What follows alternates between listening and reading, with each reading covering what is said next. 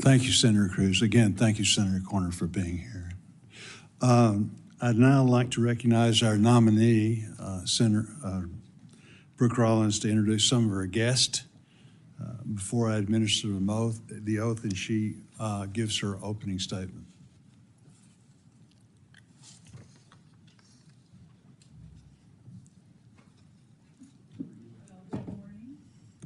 Good morning, everyone. What a joy to be here, and wow, a little surreal and slightly overwhelming. The two gentlemen that were sitting up here, whom I've known, as they mentioned, for a long time. So I want to thank them. A few guests, and I appreciate Senator Bozeman the opportunity to introduce them. My awesome mom right here, whose new issue that all of you know, the oldest freshman legislator in Texas history, Helen Kerwin, raised my sisters and me by herself in that small town, and PFAS is her big issue. So I know a lot of you are certainly concerned with that.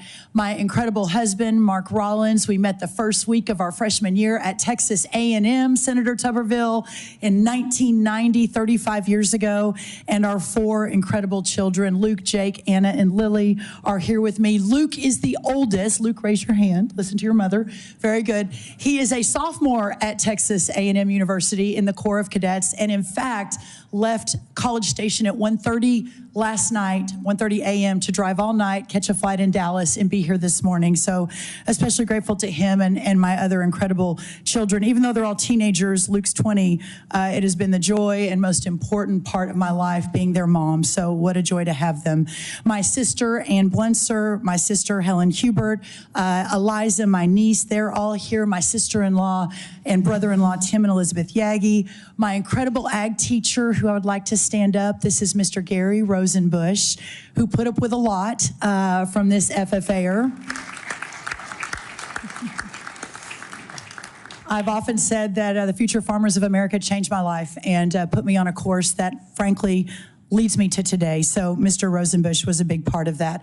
I also want to recognize, a lot of people know that I take great pride in my short, but I think very successful life as a little league softball coach.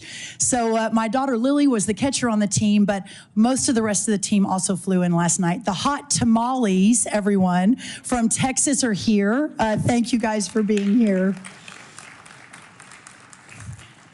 My 1990-1991 state FFA officer team from all parts of Texas. There were 10 of us.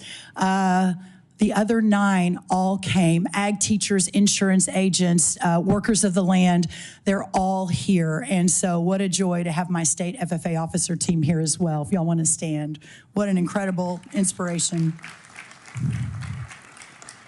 I know, Senator, I could go on and on. I promise I'm going to cut this short, but one other person, Pastor Jensen Franklin of Georgia, who has been such an inspiration to me, flew all the way in from Free Chapel in Georgia to pray with my family and I this morning. So, Pastor Franklin, I want to thank you as well. One of the great pastors of our time. Pastor, thank you.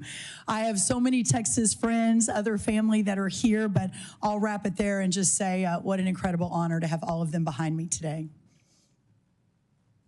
No, that's great. That's wonderful. Please stand and raise your right hand. Do you swear or affirm that the statement that you're about to provide is the truth, the whole truth, and nothing but the truth, so help you God? I do. Do you agree that if confirmed, you will respond to requests to appear and testify before any duly constituted committee of the Senate? I do. Again, congratulations on your nomination. You can have a seat, and you're recognized for 5 minutes to give your opening statement.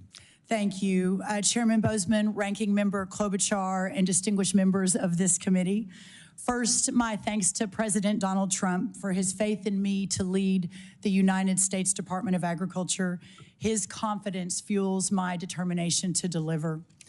I also want to thank my dear friends and fellow Texans, Senator John Cornyn and Senator Ted Cruz, so graciously introducing me to this committee.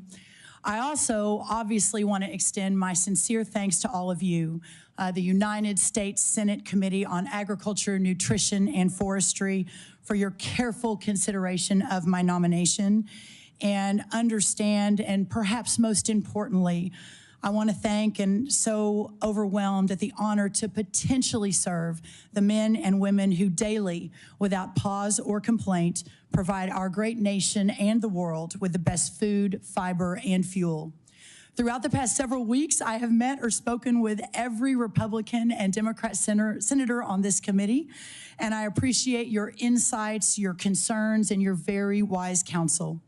It is clear we all agree that farmers and ranchers are the cornerstone of our nation's communities, and I commit to you today that if confirmed, I will do everything in my ability to make sure our farmers, ranchers, and rural communities thrive.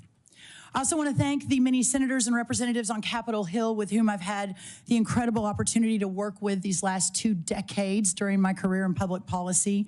In my time first with Governor Rick Perry, then leading the Texas Public Policy Foundation, in my various roles in the Trump administration, the first one, and since 2021 in my role founding and leading the America First Policy Institute. Each of you cares deeply about the American people whom we all serve, and I promise my work will reflect that commitment. Growing up in the small ag town of Glen Rose, Texas, y'all have heard this, population then 1,200 people, is where my story begins. Then my world revolved around the future farmers of America, 4-H, and the endless cycle of baling hay, livestock shows, and rodeos that still today constitute the calendar of our small corner of Texas. That experience sent me to Texas A&M on an agriculture scholarship where I studied and majored in ag leadership and development, then on to the University of Texas Law School where I graduated with honors and performed a federal judicial clerkship. And then, of course, to helm the policy shop of Texas Governor Rick Perry. It was there that I had my first direct leadership role in big state ag policy. I had been in office serving Governor Rick Perry for 2+ years when I received a call. A small think tank of 2 or 3 staffers in San Antonio asked if I would be interested in being their new leader. And I answered that call as well, thinking as that my husband and I built our family, that would be helpful and a good potential opportunity to be a great mom, but also continue the fight for Texas. At TPPF, over the next 15 years, we fundamentally redefined the mission of a think tank from just having ideas or writing about them in white papers to actually effectually changing policy for the people of our state. We engaged strongly during those 15 years with Texas rural and small town communities, giving them a voice in government that was too often denied. In short, we changed the game in Texas. Changing the game is exactly why I accepted the invitation to join President Trump's first administration at the beginning of 2018. Everything that we had sought to do in Texas those last decades to make policy for real change, for real Texans, was being done in the first Trump administration, and I was so honored and excited to be part of it. I joined first the White House Office of American Innovation as its leader. I then soon became the assistant to the president in addition on strategic initiatives, and eventually added the role of the director of the Domestic Policy Council. In January 2021, exactly 4 years ago, we understood that President Trump's second term agenda would be delayed, so I had the privilege and the idea of establishing yet another institution of policy leadership, and the America First Policy Institute was born. I currently serve as the president and CEO there. Thanks to President Trump and to all of you, I hope to have the opportunity to bring that level of passion and commitment to the USDA. I need not tell you, of all people, that this is surpassingly important, because agriculture is surpassingly important to us as a nation. All Americans are important, but the farmer, the worker of the land who feeds all the others, is amongst the most notable. Thomas Jefferson wrote that agriculture is our wisest pursuit because it will, excuse me, I don't want to get Thomas Jefferson's quote wrong. Can't misquote Thomas Jefferson, because it will, in the end, contribute most to real wealth, good morals, and happiness. And his wisdom holds true today. I fully recognize that if I am confirmed, I am stepping into the role during one of the most economically challenging times in American agriculture history.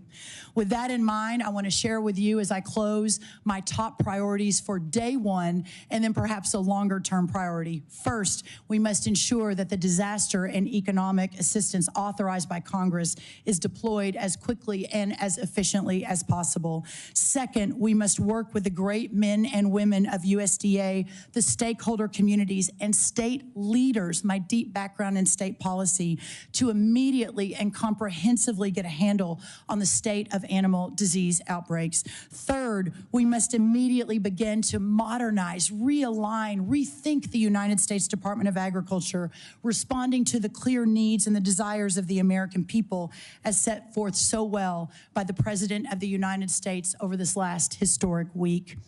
And finally, and longer term, we understand that serving all American agriculture and all the American people means ensuring that our rural communities are equipped and supported to prosper not just today, but tomorrow and the day after that and the many tomorrows to come.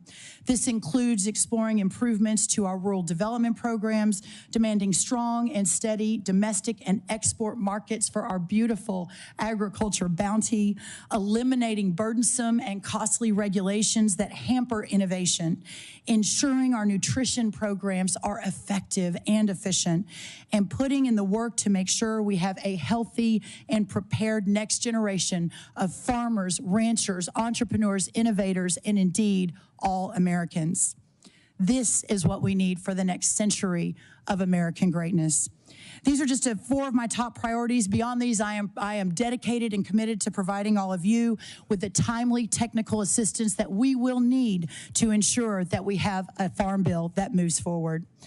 My aim, after all, is the same as yours, the same that brought you to the Senate, the same that brought Donald J. Trump to the presidency again, and that is to serve the people in this great country. Thank you, Senator, and thank you, Ranking Member Klobuchar. Thank you. And